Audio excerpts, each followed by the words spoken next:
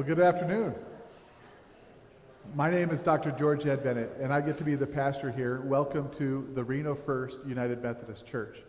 Around you, just an introduction, is really the first Christian expression of faith that is a part of Reno. And this congregation is 158 years old. The building that you're in is their third building, and it was made 100 years ago, poured 2 feet thick concrete. And so that's why the acoustics are so good. Some of the pipes in the organ here are from the 1800s. If you look above the altar, you'll see faces and palm branches and things like that. And in the 1940s, the pastor that was here wanted to pray that the children of that congregation would never see a war like World War II again. And so they put the impressions of those children's faces in plaster of Paris. And even now, when I come to church about once every 2 or 3 weeks, somebody that has their face up there is now 88 years old or something, and they're in the pew telling us who they were. The most recent one are the twin faces over this organ pipes right here. Her mother was the organist in the 40s when this was all happening. And so it's a very traditional church, and you see a lot of traditional things around you. And we're going to have a celebration of the life of Jack Mayville. In here, it will be a spoken word meditation. We're not using any of the musical instruments, but Jim Pavletich put together some music and video that will be happening in the fellowship hall. And you're invited to go through those doors and up into a fellowship hall where the Mayville family is giving you a nice meal for afterwards and some time to talk and remember and do things like that. So just so you know, emergency exits, there's one right over here. There's one in the back door, but there's stairs there. So if you are afraid of stairs, don't go there. Go over here or go out through this way and then make a left in the middle of the hall and you'll be out on the street. Bathrooms. There's bathrooms right through this big door right here and just off to the right. And if you were to follow the ramp, that's a bathroom with handicap access. It's a great big bathroom, and it's right next to the fellowship hall where you'll be having a meal later. And so if you're ready, we'll get started.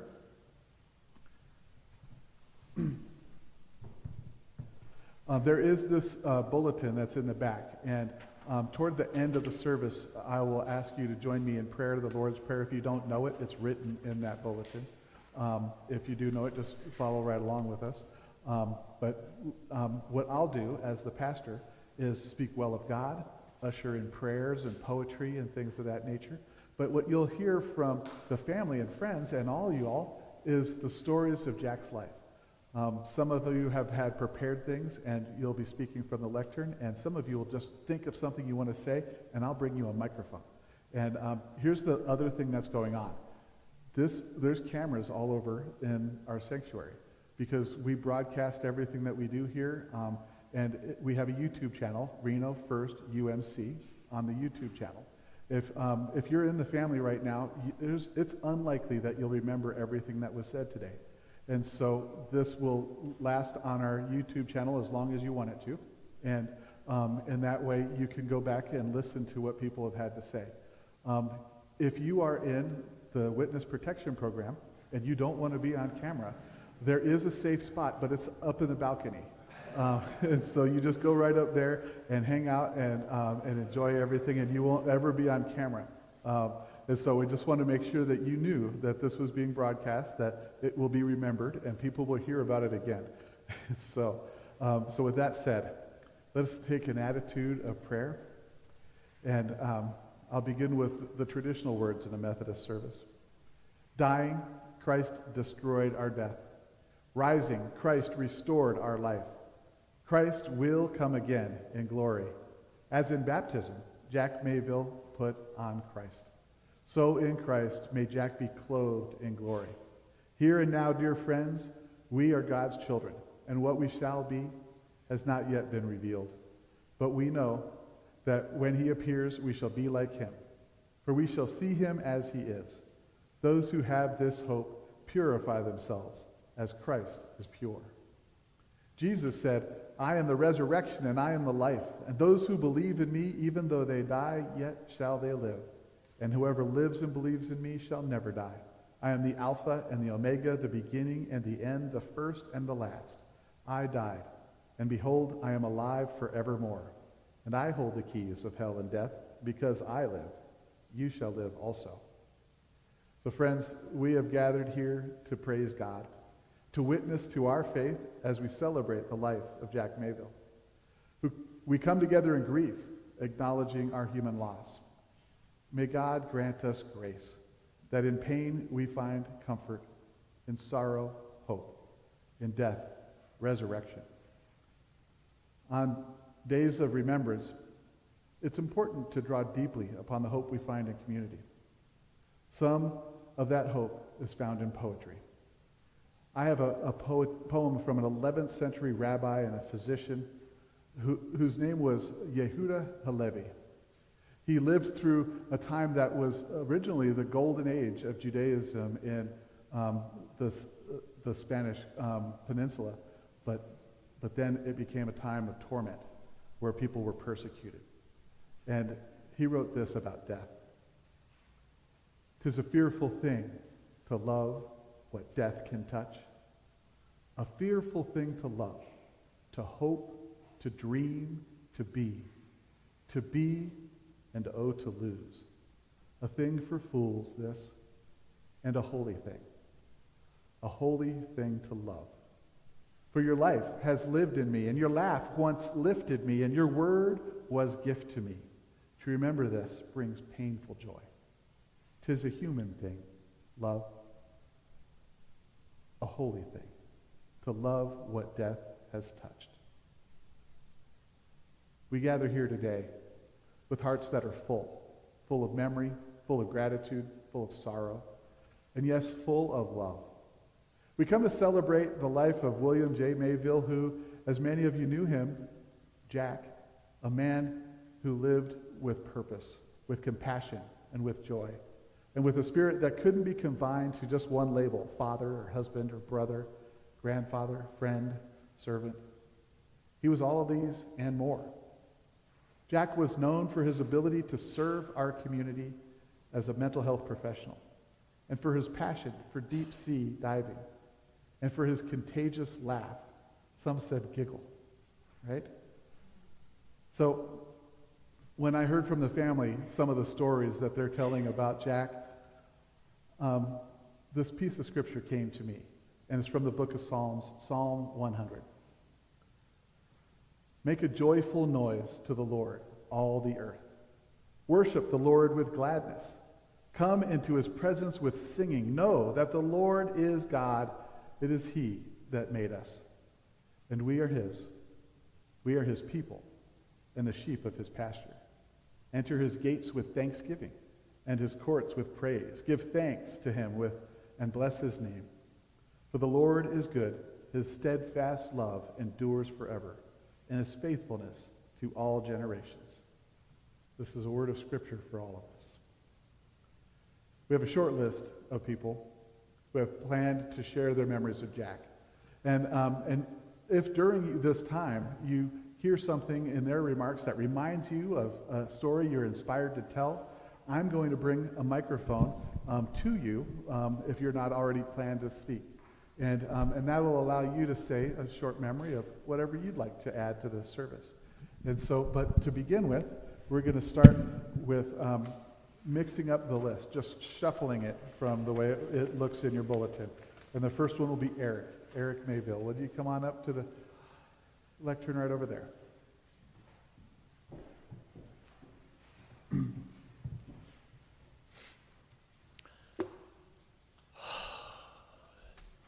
Hello, everyone. Thank you so much for coming today. Thank you, Dr. Ed Bennett, for all of the introduction and for having us here in this wonderful building and somewhere where we were 60 years ago and celebrating the passing of my mom, our mother, and just a wonderful place to celebrate life and to remember. Sorry. I'm going to do my best to paint with broad strokes major aspects of my dad's life. A lot of it happened before I was conscious, and I may get some things wrong, and that's at that point, get the microphone and correct me. I feel honored to be able to speak about him. He was a wonderful man. We all, the kids, Stephen and Alicia and I, have such gratitude that we had the parents that we did. We got so lucky.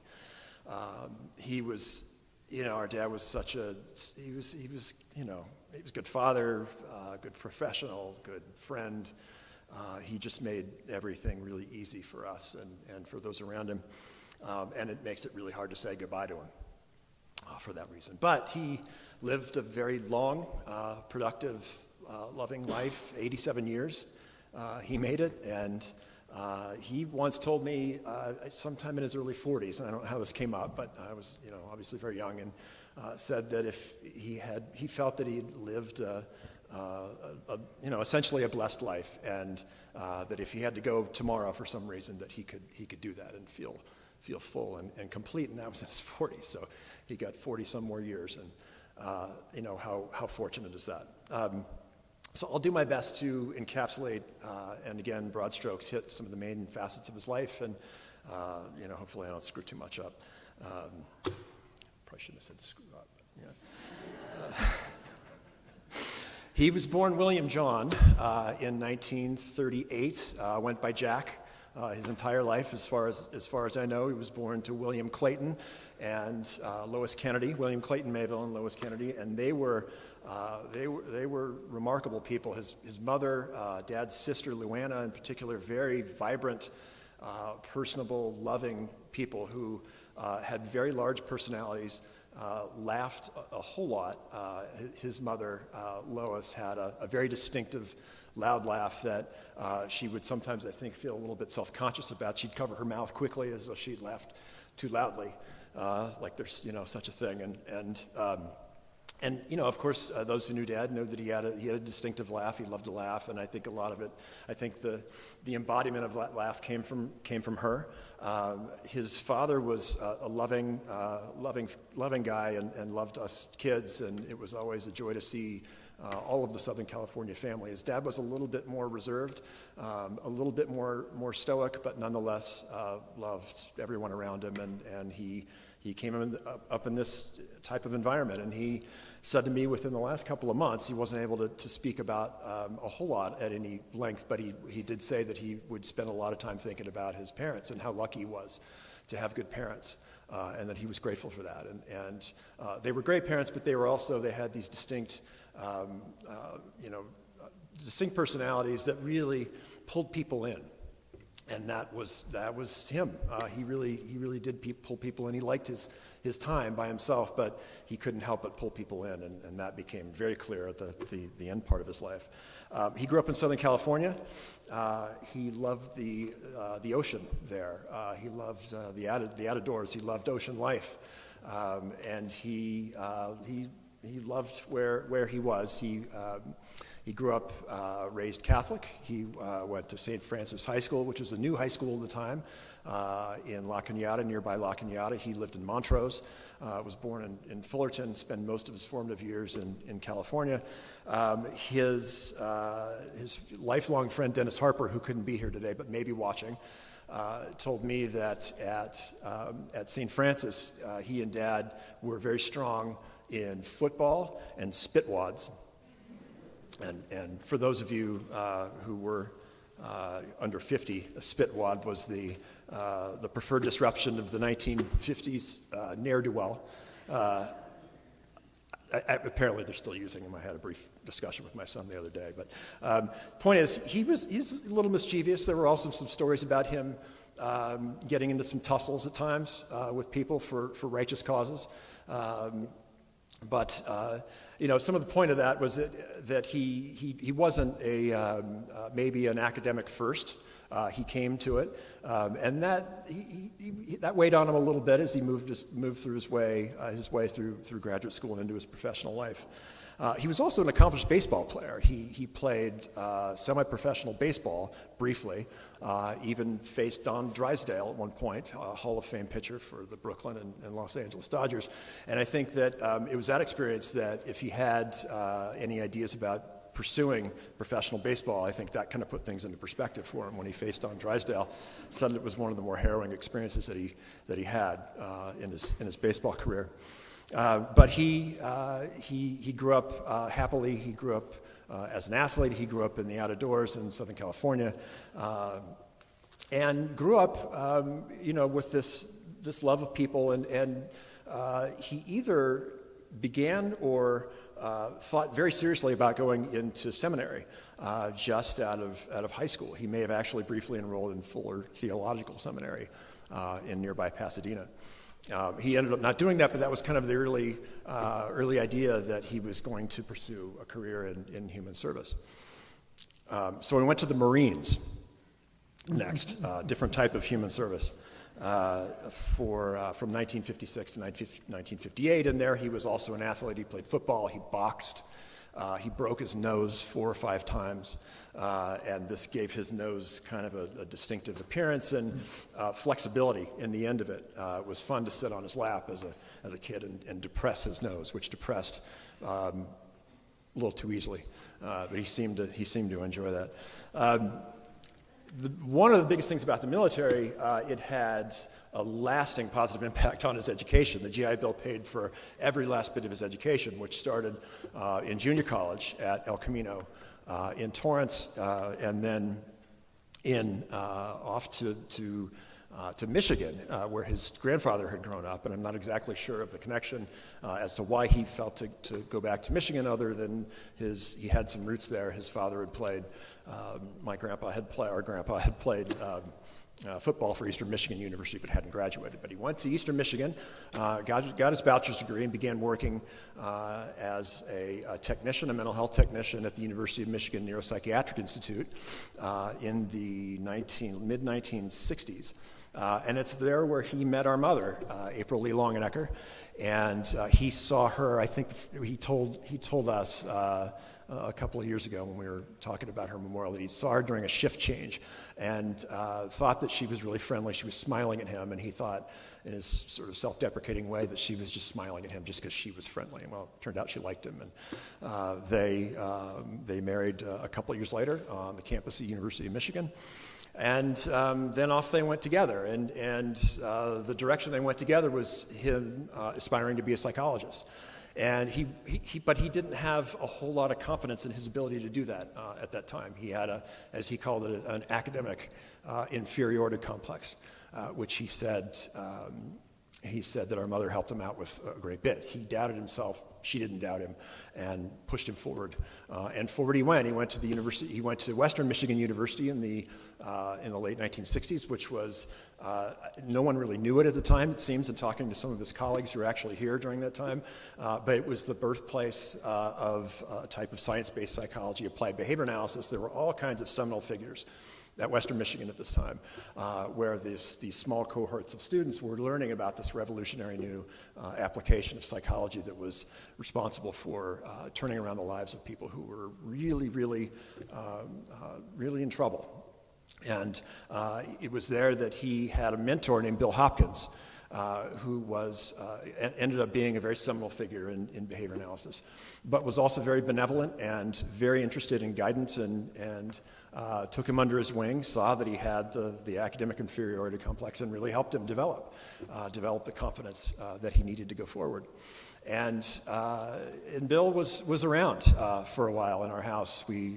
Almost an uncle-like figure, but he was very fortunate to have who he had, and helped him develop and move forward. He then went to the University of Utah, where he got his doctorate in educational psychology in the early 70s, and it's a wonderful time for him as he looked back very, very fondly on it, and the colleagues that he had, some of whom lifelong, again, some of whom are here today. there was a published paper. He published a paper at the University of Utah with some colleagues that was a remarkable demonstration of the power of this new science that was able to alter brain pathology, essentially epilepsy. He had found that he and some colleagues had found that in intervening in chains of behavior that preceded seizures, if you intervened at the chain early enough, you could avert the seizure. And so there were people with significant disabilities who also had these chronic seizures that they were able to treat with this psychology. This paper then showed up in textbooks that we would read. And I first discovered it as a student at the University of Pacific, master's student. And there's Mayville as a citation. And I'm like, that couldn't have been Dad. Like, he didn't, what's he doing? He didn't, of course, disparaging your folks. And it was him. It was him. He had published this paper. And then in my work later, I actually went on referencing that paper in a more focused way. And it was a real privilege to have that experience.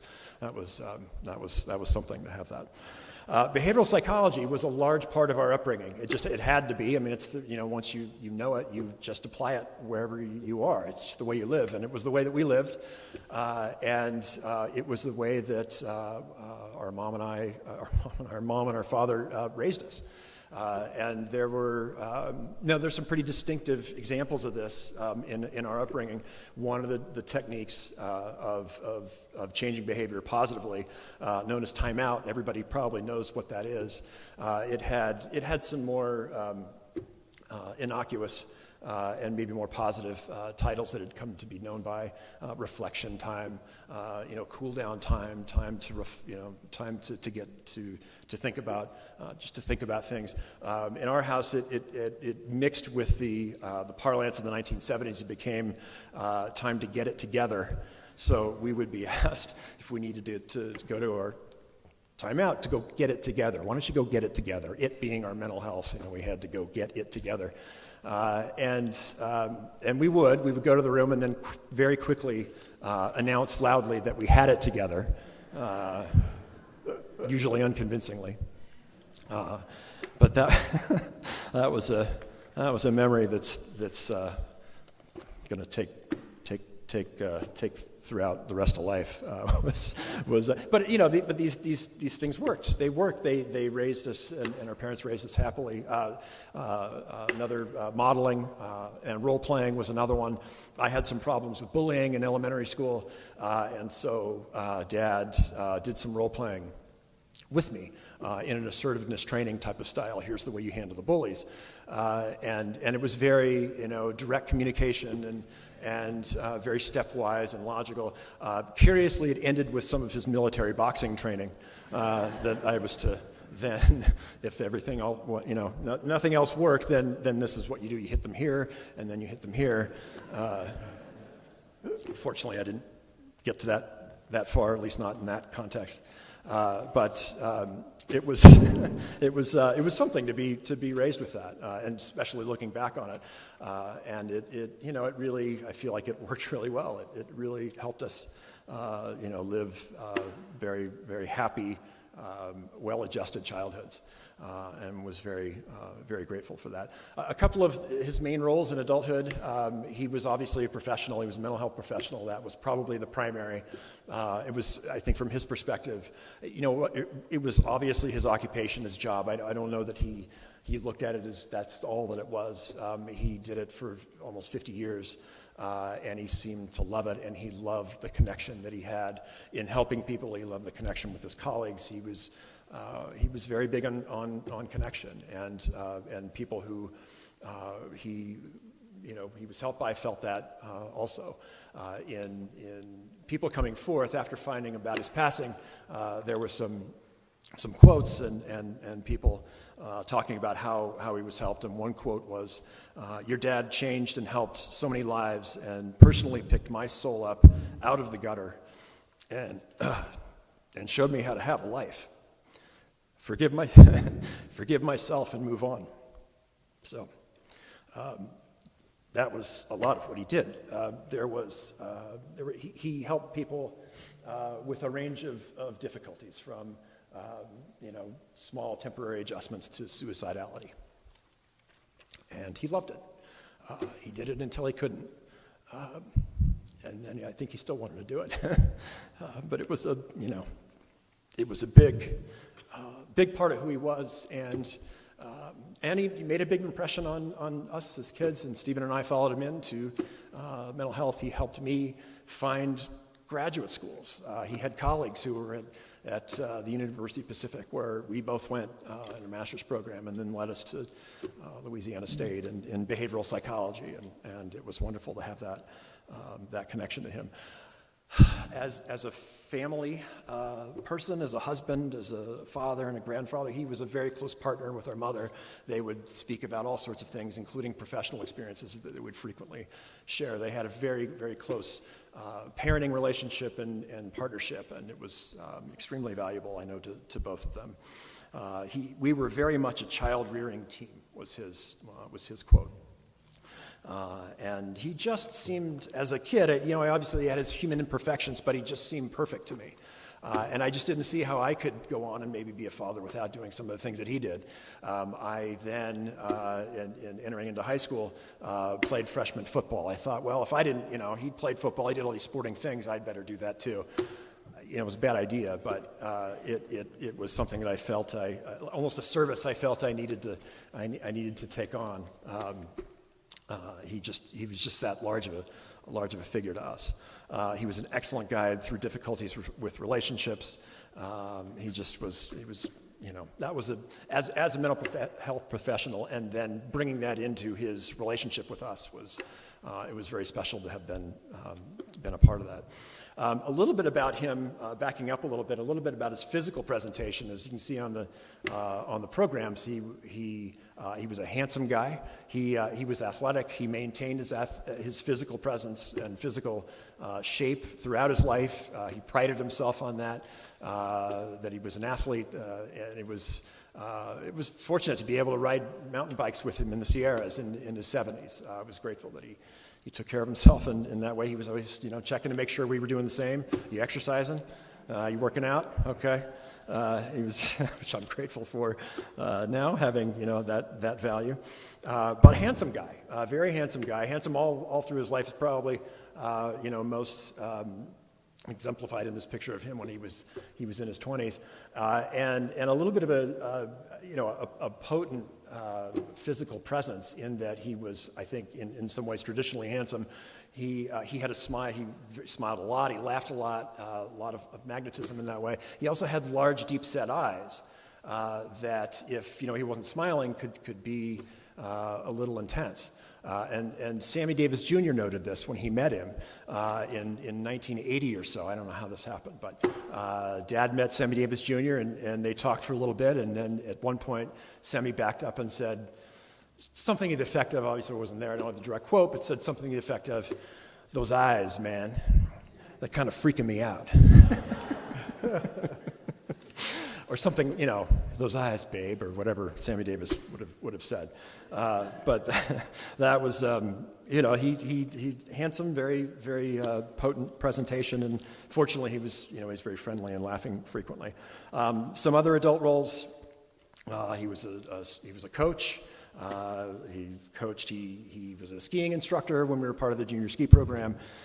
He was a fan. He was a big fan with a big camera that he lugged wherever he went. That was understandable for Stephen's athletic efforts. He played for the University of Nevada. Dad was very excited about that, understandably. He should have brought his camera to those games.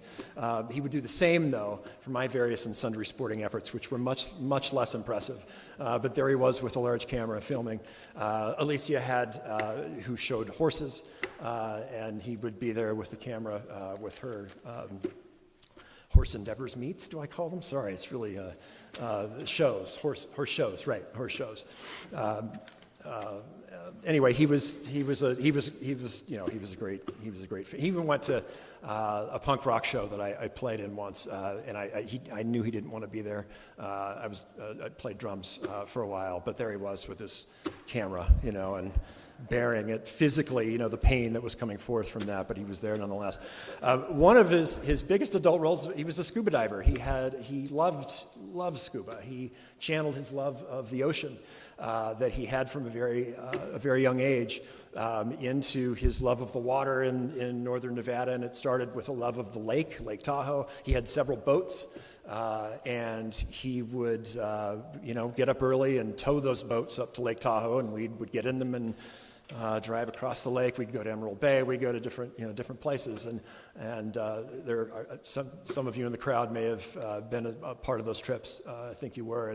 And he loved the lake. He loved the animals in the lake. That moved into being under the lake in a diving capacity. It was not enough to be on top of it. He wanted to be underneath it, where he liked the feeling of being weightless and being in the presence of the Lake Tahoe ecology. He very much liked that. He logged thousands of hours diving. He became a rescue diver, a dive instructor. It was a big deal to him. There was dive equipment all over our house. It was a big thing. Equally as big as the experience, I think, to him was the relationships he had as a scuba diver. Some of his best friends, he had some of whom are here today, were really, really important to him. And the social connections he had during that recreational and professional activity meant everything to him. It was really, really a big deal for him. And there are some here who will speak about that in more detail about their experiences with him in that context and in others. A couple more things, and then I'll let other people talk. He loved the Mountain West geography. He obviously from Southern California, but this was his place. It had to be where we lived. We lived in the middle of nowhere, in the middle of miles of sagebrush. At the foot of the Sierra is very, very beautiful, but there really was just nothing out there. He had to have loved the Mountain West to be out there. It was a half-hour trip to the nearest point of civilization where we lived out there. But he loved it, and he loved the animals out there. There were lots of different animals. He had a particular affection, for some reason, for the arachnids that were all over the place, it seemed, black widows and scorpions in particular. And we had a portion of our house, the back hall it was called, where there were all sorts of things from lots of different periods and times in the history of that house. And there was an amateur entomology lab basically back there with jars full of, not full, but they each had black widows and scorpions and in alcohol preserved, and he would show them to us. Isn't this cool? Isn't this neat? Look at this, look at this feature of this.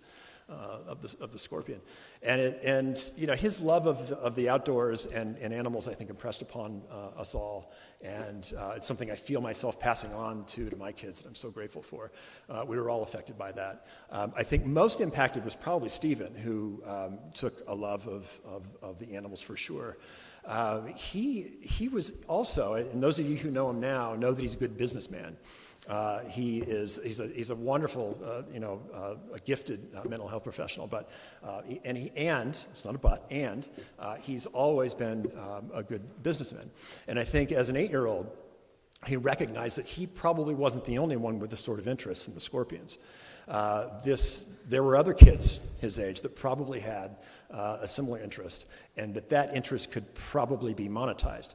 So he thought, you know what? Yeah, I'm into the scorpions too. And what I'll do is I'll catch them, and I will sell them at a fair market price to other 8-year-olds at Anderson Elementary School. Anderson Elementary School was 30 minutes into town. It was a ride to get from home into school. So, and it seemed to be going pretty well. One day, however, for some reason, he opened a notebook in our car, and he was scorpion transporting in jars.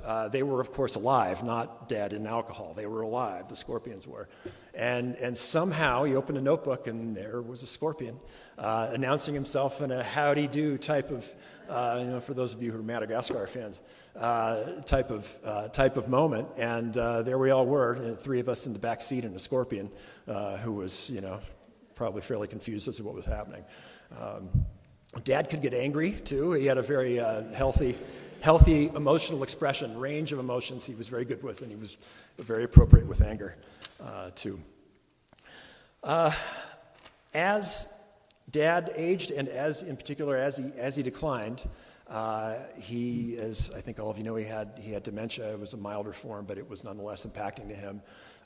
As he declined, he needed to be in facilities. He was first in supported living, and then in memory care.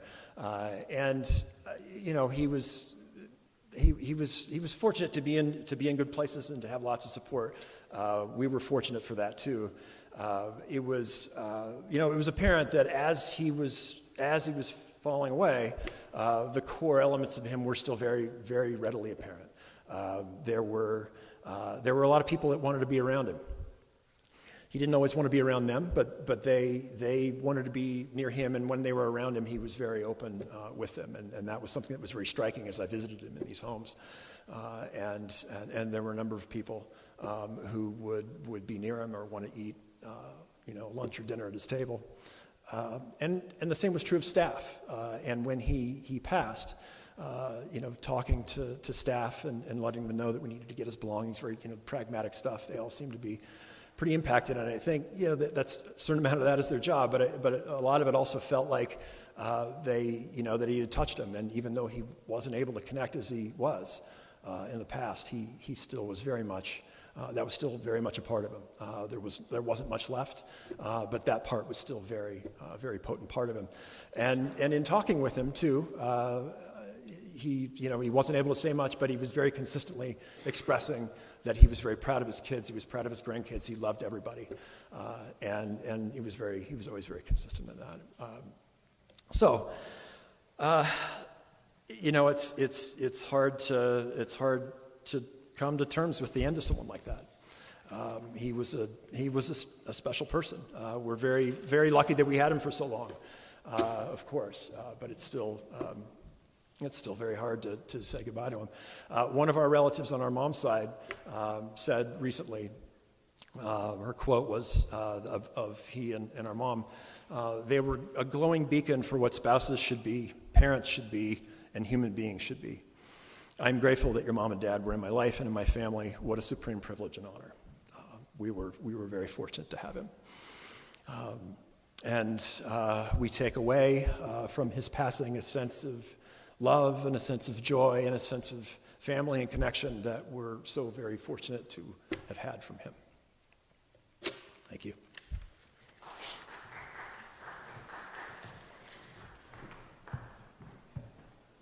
That's Eric, and now son Stephen is on his way up.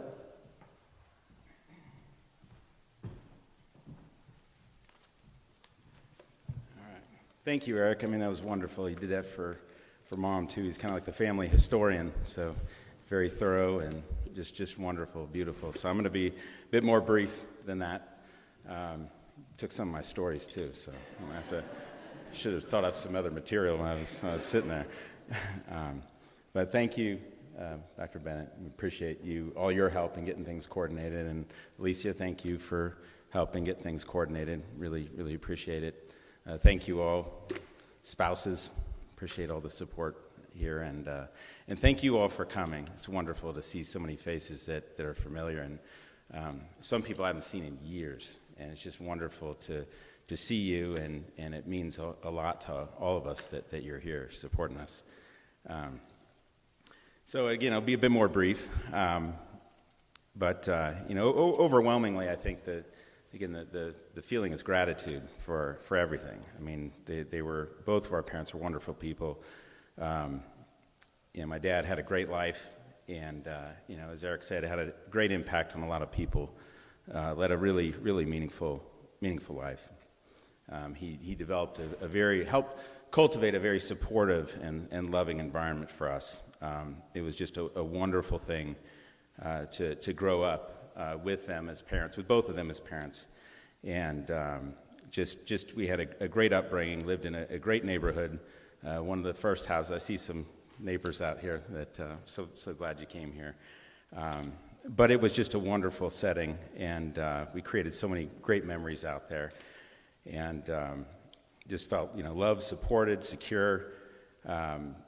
And they're really, in our profession, there's my colleagues, several colleagues here today, and a lot of other mental health professionals, and we see on a daily basis, what it means to have what we had. We see how people are so less fortunate than we were, and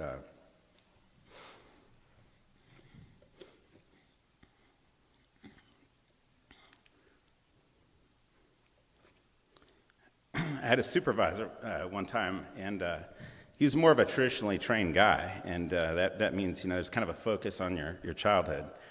And he was like, hey, let's go around and let's talk about, the negative messages that you get as a kid.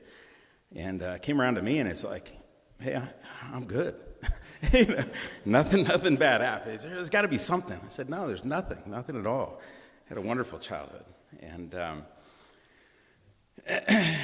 it was just a wonderful thing that there's just so much gratitude, so much appreciation.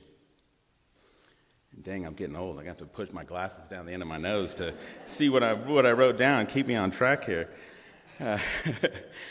But he had such a hand in designing so many wonderful memories. Trips to Southern California, he'd come and pick us up and throw us in the back of the station wagon, like, everything laid down with our pillow and blanket. And that's stuff you just don't do these days. But we had great memories. You wake up and you're already halfway to Los Angeles.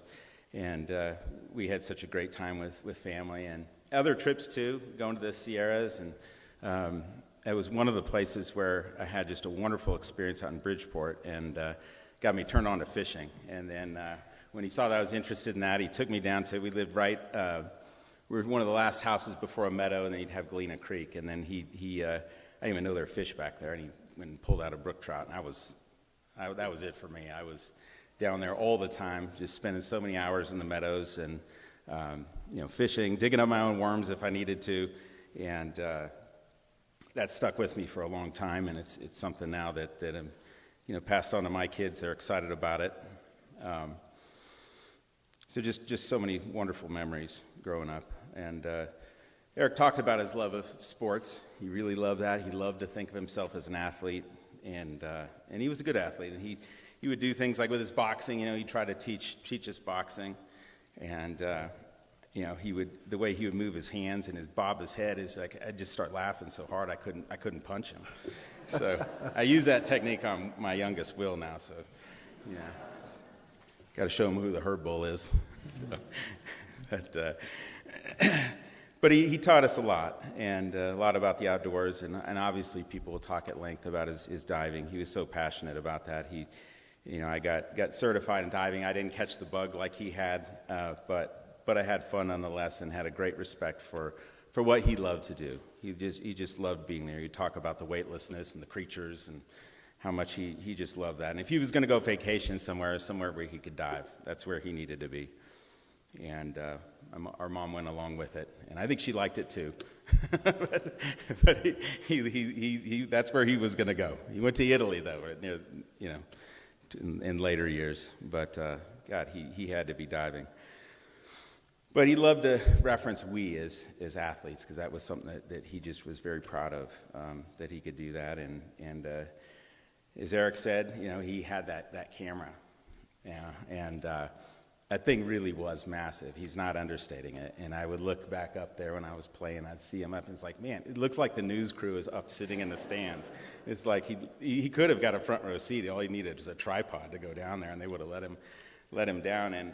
And I used to get embarrassed about that. And he would also cut out all the articles and stuff for me, and he'd put them in a scrapbook. And I'd be like, man, just throw stuff out. I don't need that. He says, someday you're going to appreciate that. And of course he was right. He would write notes to me.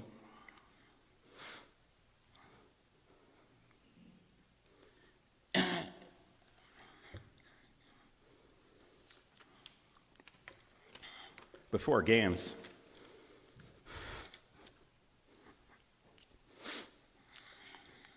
but so thankful for that.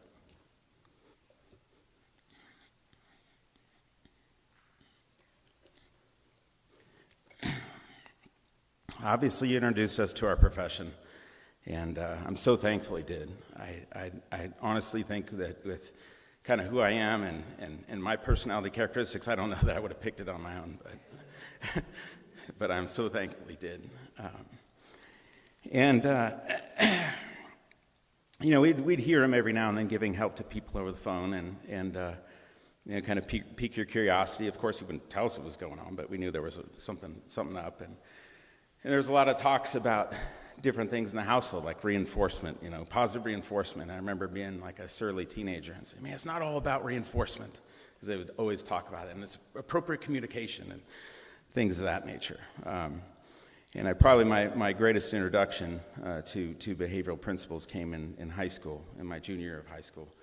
And this is during the football season, and a couple senior girls shanghaied a buddy and myself. And for those of you who don't know what that is, it's a kidnapping of sorts. During the day, they take you away from school, and the administration was not buying into the idea that I was a victim in this, and so I ended up getting in trouble. And so when I went back to school, and I talked with my buddy, and he was just like, man, he's like, I don't know when I'm going to get out of this. This is like, he's grounded big time. His parents dropped the hammer on him really, really bad. It was like one of those things where he's like looking forward to going to school, so he could see daylight and his friends. And he asked me, like, what happened with you? And it's like, well, I was asked to write an essay, and I need to describe the antecedents, the behaviors, and the relevant consequences. So that was my first introduction to a functional assessment. I needed to write what I had learned from this, and why, understanding all those things would help me to not repeat my same actions. So that was, I thought psychology was pretty great after that. And declared it as a major straight away. People ask sometimes, like, what was it like having dinner? You got 3 psychologists and a mental health professional around there. God, I'd love to be there. It's like the answer is really boring. He didn't like to talk shop. He didn't like to get technical about things, and but he could, as Eric was pointing out. I was going to say that is, talking about how that was just a great treat to see his name in the textbooks, and one of the textbooks that we had for our master's program. So he could be technical if he wanted to, but he took great pride in really connecting well with people and laughing. Sometimes it was great near the end of his career. We got to practice together, and it was great. I could stop by, and if he didn't have anybody, we'd sit down, we'd talk for a little bit. Sometimes he'd throw newspaper articles in my box that he thought I might be interested in.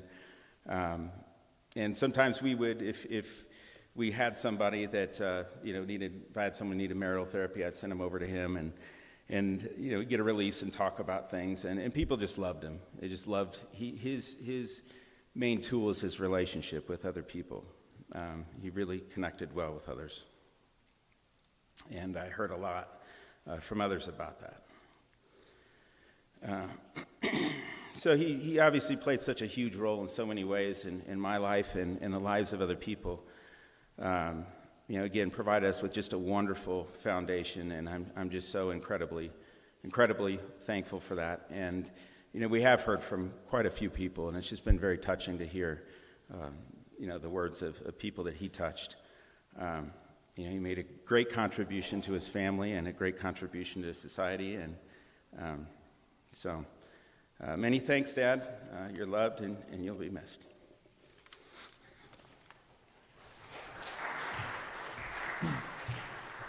Thank you, Stephen. Up next is Lee's daughter, Alicia's husband, Jim Gifford. And now you all know why Alicia did not become a psychologist in her career. Yeah, I'm Jim Gifford. I'm Jack's son-in-law, and married his daughter Alicia 30 years ago. Our son Trevor's here, and our daughter Leah. She's watching online from New York City. I know I can speak for Ann and Marnie, the daughters-in-law, when I say that we're fortunate that Jack was our father-in-law and that April was our mother-in-law. We married into a great family. And we know that fathers can be great teachers, as Stephen and Eric have pointed out. The value of education, the good work ethic, the healthy habits of diet and exercise, and that positive reinforcement. But I want to share some other things that Jack taught us. When the kids were little, they learned that putting too much wrapping paper in the fireplace on Christmas morning will cause a chimney fire. The second thing they learned right after that is firemen work on Christmas Day. No, they were volunteers, volunteer fire department. I had no idea that the volume on the TV set could go up to 56. You could hear CNN or the game from anywhere in the house and the neighboring houses. He also taught us that you can barbecue year-round, no matter the weather. Just wear a big Russian hat in the wintertime. And there'd be they got a lot of snow up where they lived off Callahan Ranch, and there'd be we talked about this many times, there would be like a huge snow cornice just hanging off the roof of the house over the grill. It didn't matter to Jack. He was gonna grill that chicken or salmon or pork tenderloin. One of those three things was coming. I also learned that, sticking with the food theme for a second, that you can consume foods way past their expiration date without getting sick, and live to 87. So, switch over to vehicles for a second. I know you guys tell a story when the wheel came off the old truck, but there's another one that even if you've driven down the same road 1,000 times, if you get distracted, you will take out someone's mailbox. And my personal favorite, one of the last lessons, is that when retrieving your boat from Lake Tahoe, the emergency brake is not strong enough to prevent your truck from rolling down the boat ramp and into the lake. It was a stick shift. It was in neutral. But thanks to some quick assistance, I was able to jump in and stomp on the brake pedal before it went all the way in the lake and chalk one up for the son-in-law there. So we all know that Jack had a great smile and a great laugh, and I hope this made him laugh right now. Jack and April they were class acts, and we're going to miss them.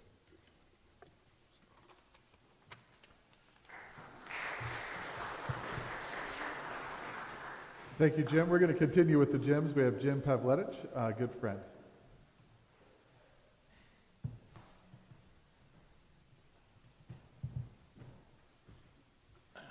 Thank you, Jim. I appreciate your humor. I have some more. To start off, I met Jack in the early 1980s, and I would like to think I was one of the people that shoved him over the line to become a certified diver, because we dove together for 40 years. A couple of weeks ago when I talked to Eric and I looked at the obituary, I asked about Jack being in the seminary because there wasn't anything in there, and he said, yeah, would you mention that and cover that, and one other thing about those bozo divers. Jack and I had a similar experience, only he was smarter than I was. He was in the seminary for a very short period of time, and you kids are all very glad that he decided not to go through the life of celibacy. I, on the other hand, took 2 years to come to that conclusion, and when I left the seminary, there was a hand in the middle of my back pushing me out. Like, maybe this isn't what you should do in life. But Jack and I had that similar kind of moral Catholic upbringing, and we spent hours going over who we are, what we are, why are we here, and how do we escape that Catholic guilt that has been heaped upon us. And we spent a lot of time talking about that. It was a real common thread for us. Eric also asked me to mention that bozo diver thing, and I'll try to be brief about this. Jack and I, at one point early on in our diving careers, made a trip to the North Coast to hunt abalone. And on that trip, we went through the booming metropolis of Willits, California. And it was about dinner time, so we thought, well, maybe we should find a place to eat. And there was a restaurant on the way named Zola's. And we looked at each other and said, we look a little rough to be going into that place. They probably would not let bozos like us into Zola's. No bozos at Zola's. That phrase took on a life of its own. It wasn't very long after that we decided that if you made a mistake in diving, and if you did, sometimes it cost you a lot. Many times, not only what was in your wallet, but yourself. So we decided to become quality control experts of our own when it came to diving. Somebody would jump in the water with no fins. Jack did that. Nice going, bozo. Somebody would jump in the water with their air off. Jack did that. Nice going, bozo. And we started this among ourselves, and it became kind of a little mantra. And because there was a bunch of us that were doing it all together, it became kind of a game. And so we decided we would start the No Bozo Club. We started with T-shirts, and of course, if you have a club and you have T-shirts, then you have to have rules for this club. We had one rule. Rule number 1 said there will be no rules. That takes out rule number 1. And you have to have officers, and one of our early members was a guy who stood next to me and made me look like a child. We referred to him as the big guy. Jack was the little guy. The big guy decided he wanted to be the admiral of the No Bozo Club. We didn't have a navy, but that didn't matter. He wanted to be an admiral, okay? And we also had a team doctor whose mantra was, it'll only hurt a little bit, if you believe that from a bozo. And then we also had a treasury that had 37 cents in it until the ice cream truck came down the street and both the treasury and the treasurer disappeared. So this thing kind of took on a life of its own.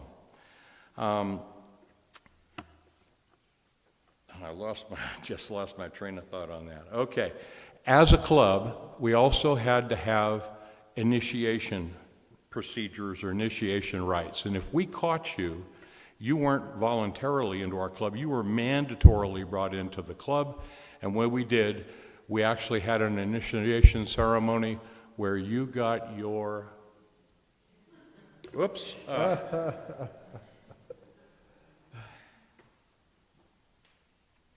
bozo nose.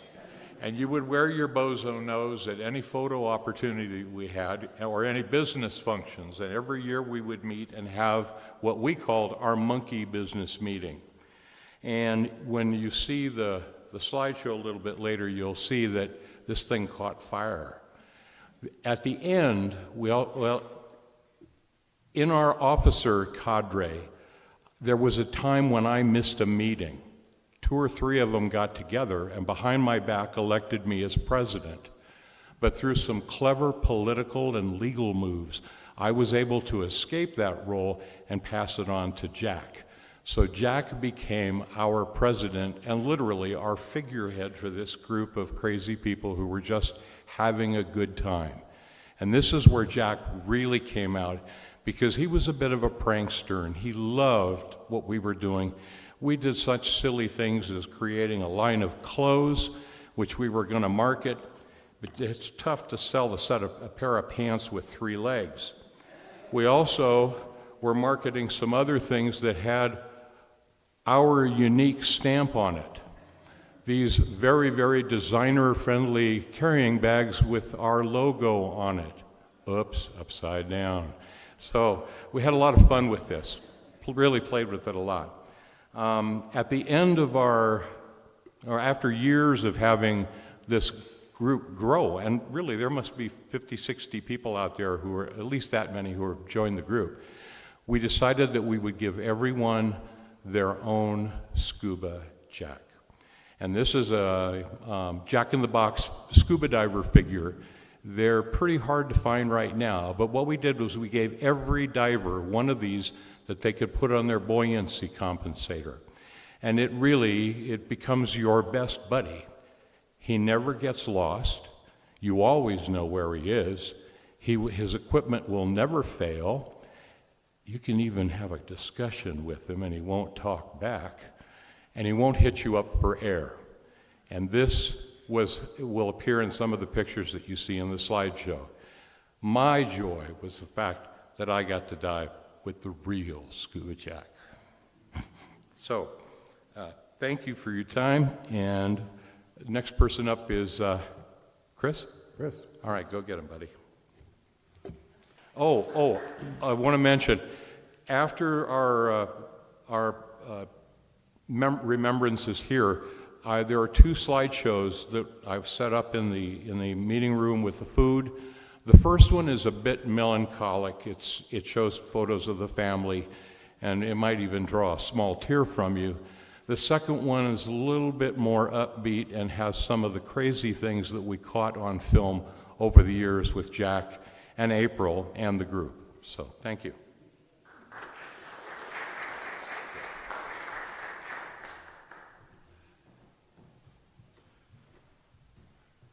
Good. Come on up, Chris. Hi, my name is Chris Scully. Eric talked about how much Jack loved being a psychologist, so I get to talk about what he really loved, scuba diving. And I really appreciate the opportunity to come and talk about my really good friend Jack Mayville and the tremendous impact that he had on one person's life. So I first met Jack in the spring of 1992. I was working with a medical group, and we had an obstetrics department that was doing fertility work, and Jack was doing psychology evaluations on these patients for the group. And our medicine group expanded, so my particular segment moved to a larger office, and we had some extra space, so they invited Jack to move his office over to ours, be physically a part of the group, but he was still independent, did his own scheduling and ran his practice. But turned out he moved down just a few doors down from me down the hall. So we talked and kind of quickly realized that we had a common interest in scuba diving, and that summer got together for a few dives up at the lake. In October that year, Jack got a call from Jim Pavletich, who had since moved away to Arizona. They had been dive buddies a few years before, and had gotten an invitation to dive on a dive boat out of Ventura, California, the Peace, from a group that had been chartering that boat. And so Jim gets a call from his brother-in-law. He calls Jack, says, "You want to go?" Jack's immediately in. He calls me, and I jumped at the chance. So in March of '93, we make our first trip together. I drove out to Jack's house, loaded all my gear into his gear into my truck, and we proceeded to drive to Ventura. 9-hour drive, and we just talked the whole way. We spent 4 hours, talked about everything basically, our families, our careers, sports, politics, the environment, didn't matter. We talked about anything and everything. And it was really just a continuous conversation as I remember that. Next 4 days we spent diving together and found out that we're really quite compatible as dive buddies, really enjoyed doing the same things underwater. And then turned around, drove 9 hours back home, getting home about 4 in the morning, talking the whole way to keep ourselves awake. But that trip, we basically cemented a friendship for a lifetime with Jack. And I will go on to talk about how this completely changed my life. This man impacted my life completely after that. So it didn't take long to realize that we had both stumbled onto the perfect dive partner. Somebody who thought that diving in Sand Harbor over and over and over, year after year, was not only fun but really interesting. And we did. We were up there all the time. We ended up, in the next 20 years, making a whole bunch of trips together. We did 8 more trips on that Ventura trip on the Peace, Southern California. We ended up getting hooked up with some folks who were going to Roatan Island off Honduras. We made a dozen trips there together. We dove in Hawaii and Maui, up and down the California coast from Monterey to Mendocino. We did abalone free diving up in the Mendocino coast area. Traveled to Mexico with Jim and Rocky Point. We went to Cancun, Cozumel. So we just made a tremendous number of dives, and probably a few hundred dives together in Lake Tahoe. No matter whether it was a short trip or a long trip, we never ran out of things to talk about. Talked continuously. I told him actually somewhere down the road that I got a pretty good deal. I got thousands of hours of free counseling, never had to pay a penny for any of that. So our passion for diving and the enjoyment of simply being underwater led us to kind of a natural advancement of our dive training along the way. So diving in dry suits, learning to dive with special oxygen mixtures, and rescue diver training. Jack and I were actually at the beach one time at Sand Harbor when a person had a heart attack underwater, and we helped to rescue him. And Jack did chest compressions while I did rescue breathing. The man actually survived the event. There was a natural progression then towards professional ranks as we continued diving all the time, and went on to become dive master. So a dive master is in the professional business of PADI, Professional Association Diving Instructors, and we were then able to start helping dive classes. We weren't the instructors, but we could help out with different functions there. Jack really loved that role of being a teacher and helping the students learn to dive. Not everything we did was about diving. Jack really loved the outdoors, and there were many summer mornings we were out fly fishing on the Truckee River out by Verdi. We rode bikes out on Callahan Ranch Road, went hiking with April up in Grey Eagle. Jack even went with Michelle and me one time to San Francisco to watch a couple of Giants games. Our friendship, of course, started with our scuba diving, and it really became cemented through that. We never tired of doing that, but there was a much deeper personal connection. If we weren't diving for some reason, hadn't gotten together for a bit, we would talk on the phone, probably every month or two, and we'd have hour-long phone calls talking about everything and anything.